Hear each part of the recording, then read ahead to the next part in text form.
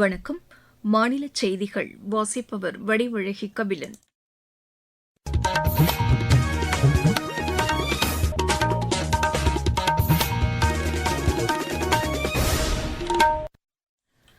தலைப்புச் செய்திகள்.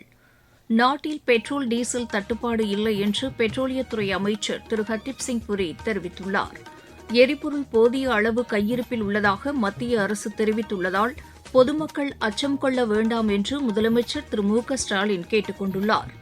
தமிழக ஆளுநராக கூடுதல் பொறுப்பேற்றுள்ள திரு ராஜேந்திர விஸ்வநாத் அர்லேக்கருக்கு தகவல் ஒலிபரப்புத்துறை இணையமைச்சர் டாக்டர் எல் முருகன் வாழ்த்து தெரிவித்துள்ளார். தமிழகத்தில் பெண்களுக்கு எதிரான குற்றங்கள் நாளுக்கு நாள் அதிகரித்து வருவதாக அஇஅதிமுக பொதுச் செயலாளர் திரு எடப்பாடி பழனிசாமி கூறியுள்ளார். ருவாண்டா சர்வதேச சேலஞ்சர் டென்னிஸ் போட்டியில் இந்தியாவின் சித்தாந்த் பாந்தியா பல்கேரியாவின் அலெக்சாண்டர் டோன்ஸ்கி இணை அரையிறுதிக்கு முன்னேறியுள்ளது. இனி விரிவான செய்திகள். நாட்டில் பெட்ரோல் டீசல் தட்டுப்பாடு இல்லை என்று பெட்ரோலியத்துறை அமைச்சர் திரு ஹர்தீப் சிங் புரி தெரிவித்துள்ளார். மக்களவையில் இதனை தெரிவித்த அவர், வீடுகளுக்கான சமையல் எரிவாயு மற்றும் வாகனங்களுக்கான செறிவூட்டப்பட்ட சிஎன்ஜி எரிவாயு தடையின்றி விநியோகிக்கப்படுவதாக கூறினார். சமையல் எரிவாயு சிலிண்டர்கள் பதிவு செய்த 2 நாட்களுக்குள் வழங்கப்படுவதாகவும் அவர் கூறினார். வீட்டு உபயோக சிலிண்டர் விநியோகத்திற்கு அரசு முன்னுரிமை அளிப்பதாகவும் அவர் தெரிவித்தார். எரிவாயு விநியோகத்தை தடையின்றி மேற்கொள்ளும் வகையில் இதன் உள்நாட்டு உற்பத்தியை 28% அதிகரிக்க நடவடிக்கை எடுக்கப்பட்டுள்ளதாகவும் அவர் கூறினார். தற்போது 80% எரிவாயு விநியோகம் தடையின்றி நடைபெற்று வருவதாகவும் திரு ஹர்தீப் சிங் புரி தெரிவித்தார். அமெரிக்கா, நார்வே, ரஷ்யா, நைஜீரியா உள்ளிட்ட நாடுகளிலிருந்து எண்ணெய் இறக்குமதி செய்யப்படுவதாகவும் அவர் தெரிவித்தார். மருத்துவப் பணிகளுக்கு தடையின்றி எரிவாயு விநியோகம் நடைபெறுவது உறுதி செய்யப்பட்டுள்ளதாகவும் அவர் தெரிவித்தார். மருத்துவப் பணிகள் பாதிக்கப்படாமல் இருக்க வணிக ரீதியிலான எல்பிஜி சிலிண்டர்கள் தடையின்றி கிடைக்க நடவடிக்கை எடுக்கப்பட்டுள்ளதாகவும் திரு ஹர்தீப் சிங் புரி கூறினார். எரிபொருள் போதிய அளவு கையிருப்பில் உள்ளதாக மத்திய அரசு தெரிவித்துள்ளதால் பொதுமக்கள் அச்சமோ பதற்றமோ கொள்ள வேண்டாம் என்று முதலமைச்சர் திரு மு க ஸ்டாலின் கேட்டுக் கொண்டுள்ளார். இதுகுறித்து அவர் இன்று வெளியிட்டுள்ள சமூக வலைதள பதிவில், உணவுத்துறை அமைச்சர் திரு சக்கரபாணி தலைமையில் எரிவாயு தட்டுப்பாட்டை எதிர்கொள்வது குறித்த ஆலோசனைக் கூட்டம் நடைபெற்றதாகவும் அவர் கூறியுள்ளார். மேலும் எரிவாயு தட்டுப்பாடு ஏற்படாமல் தடுக்க மத்திய அரசு தீவிர கவனம் செலுத்த வேண்டும் என்று எதிர்க்கட்சியினர் சார்பில் வலியுறுத்தப்பட்டுள்ளதாகவும் அவர் தெரிவித்துள்ளார். எரிபொருள் தட்டுப்பாட்டை போக்க மத்திய அரசு மேற்கொண்டு வரும் முயற்சிகளுக்கு நாம் துணை நிற்க வேண்டும் என்றும் திரு மு க ஸ்டாலின் தமது சமூக வலைதள பதிவில் கூறியுள்ளார். தமிழக ஆளுநராக கூடுதல் பொறுப்பேற்றுள்ள திரு ராஜேந்திர விஸ்வநாத் அர்லேக்கருக்கு தகவல் ஒலிபரப்புத்துறை இணையமைச்சர் டாக்டர் எல் முருகன் வாழ்த்து தெரிவித்துள்ளார். இது தொடர்பாக அவர் வெளியிட்டுள்ள சமூக வலைதள பதிவில், சென்னை மக்கள் மாளிகையில் நடைபெற்ற பதவியேற்பு விழாவில் தாம் கலந்து கொண்டதாகவும் தெரிவித்துள்ளார். திரு அர்லேக்கரின் பணிகள் சிறப்பாக அமைந்திட தமது மனமார்ந்த வாழ்த்துக்களை தெரிவித்துக் கொள்வதாகவும் டாக்டர் எல் முருகன் குறிப்பிட்டுள்ளார். தமிழக ஆளுநராக கூடுதல் பொறுப்பேற்றுள்ள திரு ராஜேந்திர விஸ்வநாத் அர்லேக்கருக்கு அஇஅதிமுக பொதுச் செயலாளர் திரு எடப்பாடி பழனிசாமி வாழ்த்து தெரிவித்துள்ளார். இதுகுறித்து அவர் வெளியிட்டுள்ள சமூக வலைதள பதிவில், அரசியலமைப்பின் அங்கமான இந்த பொறுப்பில் அவரின் பணி சிறக்க வேண்டும் என வாழ்த்துவதாகவும் கூறியுள்ளார். தூத்துக்குடி மாவட்டம் வேடநத்தம் கிராமத்தில் பள்ளி மாணவி பாலியல் வன்கொடுமைக்கு ஆளாக்கப்பட்டு படுகொலை செய்யப்பட்ட சம்பவத்தில் தொடர்புடைய குற்றவாளிகள் அனைவர் மீதும் திமுக அரசு கடும் நடவடிக்கை எடுக்க வேண்டும் என்று அஇஅதிமுக பொதுச் செயலாளர் திரு எடப்பாடி பழனிசாமி வலியுறுத்தியுள்ளார்.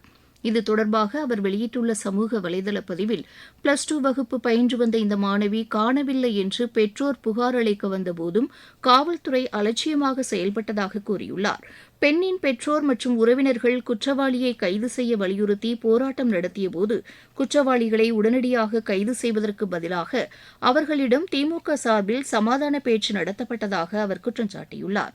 பாலியல் வன்கொடுமையும் பெண்களுக்கு பாதுகாப்பின்மையும் தமிழகத்தில் தினசெய்தி ஆகிவிட்டதாகவும் திரு எடப்பாடி பழனிசாமி கூறியுள்ளார். தமிழகத்தில் திமுக அரசின் திறனற்ற நிர்வாகத்தினால் பெண்களுக்கு பாதுகாப்பு இல்லாத சூழ்நிலை ஏற்பட்டுள்ளதாக பிஜேபி மாநில தலைவர் திரு நயினார் நாகேந்திரன் குற்றம் சாட்டியுள்ளார். இது தொடர்பாக அவர் வெளியிட்டுள்ள சமூக வலைதள பதிவில், சென்னையில் அடுத்தடுத்து 3 பாலியல் குற்றங்கள் பதிவு செய்யப்பட்டுள்ளதையும் அவர் சுட்டிக்காட்டியுள்ளார்.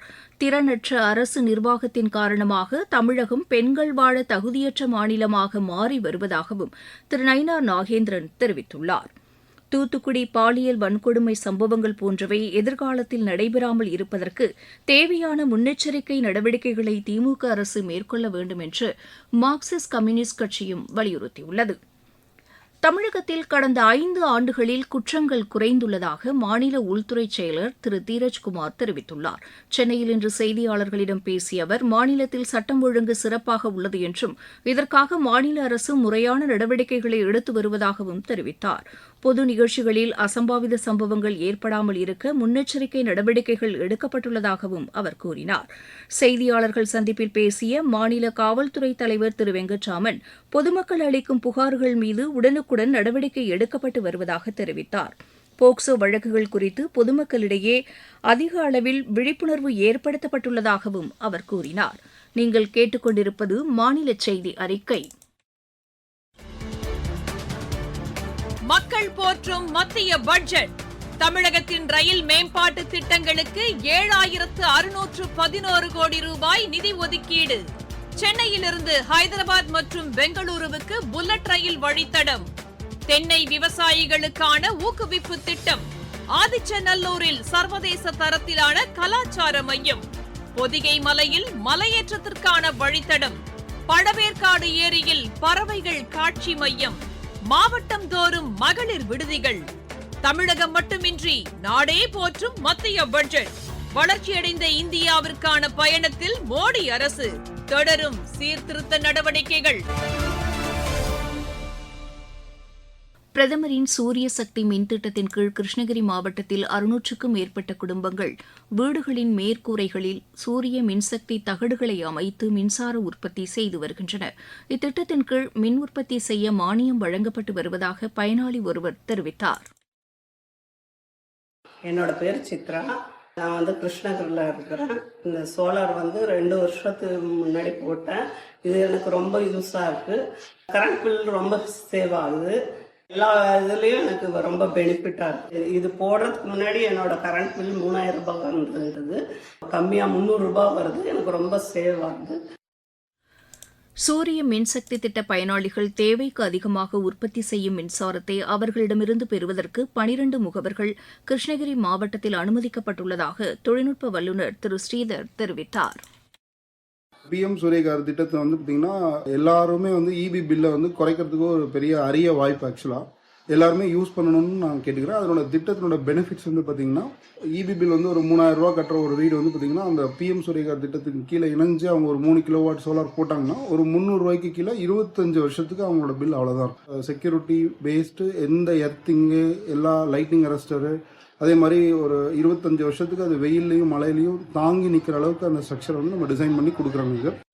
மாவட்டச் செய்திகள். திருவண்ணாமலை மாவட்ட ஆட்சியர் அலுவலகத்தில் வீடு கட்டுவதற்கான பணி ஆணைகளை சட்டப்பேரவை துணைத் தலைவர் திரு கு பிச்சாண்டி பயனாளிகளுக்கு இன்று வழங்கினார். நாமக்கல் மாவட்ட ஆட்சியர் அலுவலகத்தில் சட்டப்பேரவைத் தேர்தலையொட்டி நியமிக்கப்பட்டுள்ள தொடர்பு அலுவலர்களுக்கான ஆய்வுக் கூட்டம் ஆட்சியர் திருமதி துர்காமூர்த்தி தலைமையில் நடைபெற்றது. வேலூர் மாவட்டம் காட்பாடி அருகே எருது விடும் விழா வெகு விமரிசையாக நடைபெற்றது. நீலகிரி மாவட்டம் உதகையில் மத்திய மக்கள் தொடர்பகத்தின் சார்பில் மக்கள் நலத் திட்டங்கள் குறித்த சேவை முகாம் நடைபெற்றது. 3 நாட்கள் நடைபெற்ற இந்த முகாமில் 1000க்கும் மேற்பட்டோர் பங்கேற்றனர். மயிலாடுதுறையில் நடைபெற்ற வாக்காளர் விழிப்புணர்வு பேரணியை ஆட்சியர் திரு ஸ்ரீகாந்த் இன்று தொடங்கி வைத்தார். விளையாட்டுச் செய்திகள். ருவாண்டாவில் நடைபெற்று வரும் சர்வதேச சேலஞ்சர் டென்னிஸ் போட்டியில் இந்தியாவின் சித்தாந்த் பாந்தியா பல்கேரியாவின் அலெக்சாண்டர் டோன்ஸ்கி இணை அரையிறுதிக்கு முன்னேறியுள்ளது. ஆடவர் இரட்டையர் பிரிவு காலிறுதி ஆட்டத்தில் இந்த இணை 6-4, 7-6 என்ற செட் கணக்கில் பிரான்சின் புளோரண்ட் பேக்ஸ் துனிஷியாவின் ஆசிஸ் குவாக்கா இணையை வென்றது. கொல்கத்தா சர்வதேச டென்னிஸ் போட்டியில் இந்தியாவின் மணீஷ் சுரேஷ்குமார், சஞ்சீவ் சண்முகம், கரண் சிங் ஆகியோர் காலிறுதிக்கு முன்னேறியுள்ளனர். மீண்டும் தலைப்புச் செய்திகள். நாட்டில் பெட்ரோல் டீசல் தட்டுப்பாடு இல்லை என்று பெட்ரோலியத்துறை அமைச்சர் திரு ஹர்தீப் சிங் புரி தெரிவித்துள்ளார். எரிபொருள் போதிய அளவு கையிருப்பில் உள்ளதாக மத்திய அரசு தெரிவித்துள்ளதால் பொதுமக்கள் அச்சம் கொள்ள வேண்டாம் என்று முதலமைச்சர் திரு மு க ஸ்டாலின் கேட்டுக் கொண்டுள்ளார். தமிழக ஆளுநராக கூடுதல் பொறுப்பேற்றுள்ள திரு ராஜேந்திர விஸ்வநாத் அர்லேக்கருக்கு தகவல் ஒலிபரப்புத்துறை இணை அமைச்சர் டாக்டர் எல் முருகன் வாழ்த்து தெரிவித்துள்ளார். தமிழகத்தில் பெண்களுக்கு எதிரான குற்றங்கள் நாளுக்கு நாள் அதிகரித்து வருவதாக அஇஅதிமுக பொதுச் செயலாளர் திரு எடப்பாடி பழனிசாமி கூறியுள்ளார். ருவாண்டா சர்வதேச சேலஞ்சர் டென்னிஸ் போட்டியில் இந்தியாவின் சித்தாந்த் பாந்தியா பல்கேரியாவின் அலெக்சாண்டர் டோன்ஸ்கி இணை அரையிறுதிக்கு முன்னேறியுள்ளது.